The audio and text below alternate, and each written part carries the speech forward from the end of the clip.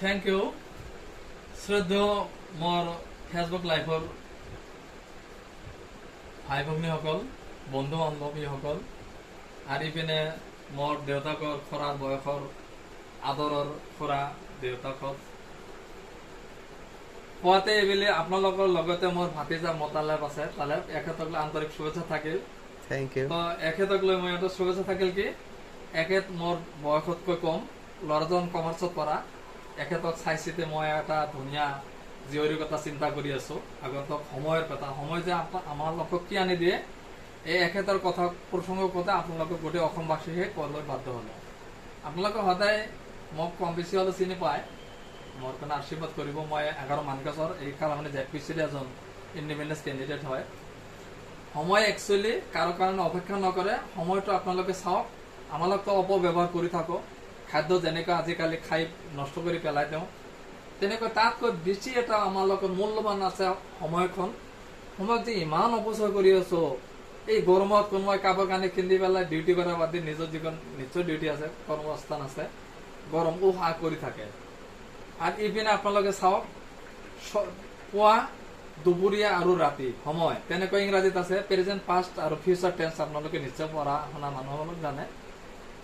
ইপিনে শিশুকাল, মধ্যকাল আৰু ক্ষয়কাল।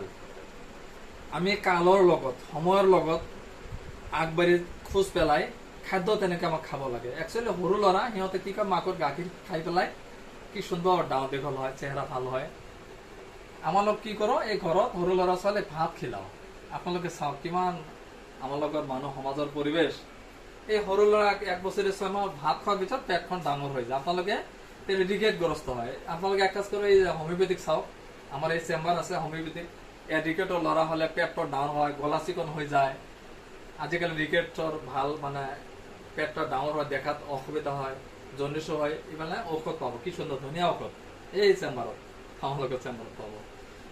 এইপিনে আপোনালোকে চাওক মধ্যকাল, যিখন আমালোকৰ ইয়ং অৱস্থাত, চাইল্ডহুড এৰাই গৈছে, এইবিলাক ইয়ংহুডত আহি গৈছো।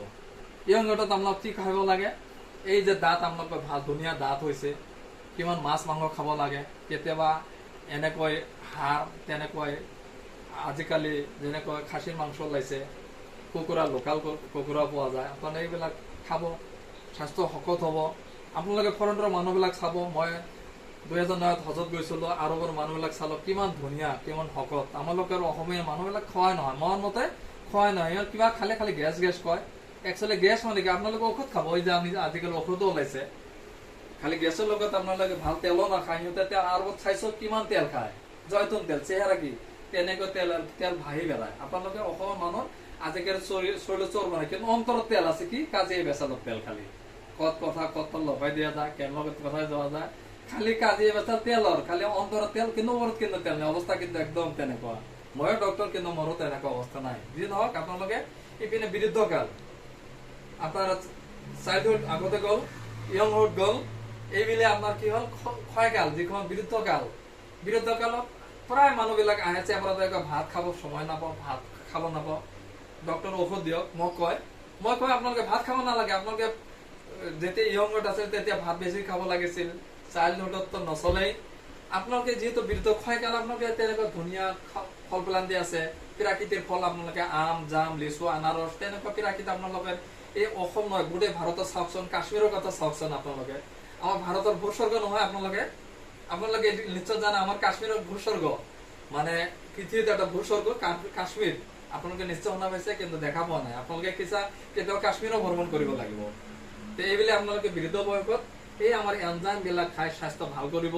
আপোনালোকে লাষ্ট বয়সত কি কৰিব, গাখীৰ খাব, ফল ফলান্তি ৰস খাব লাগে। আমি দিনত সদায় কমচে কম 5 লিটাৰ পানী খাব লাগে।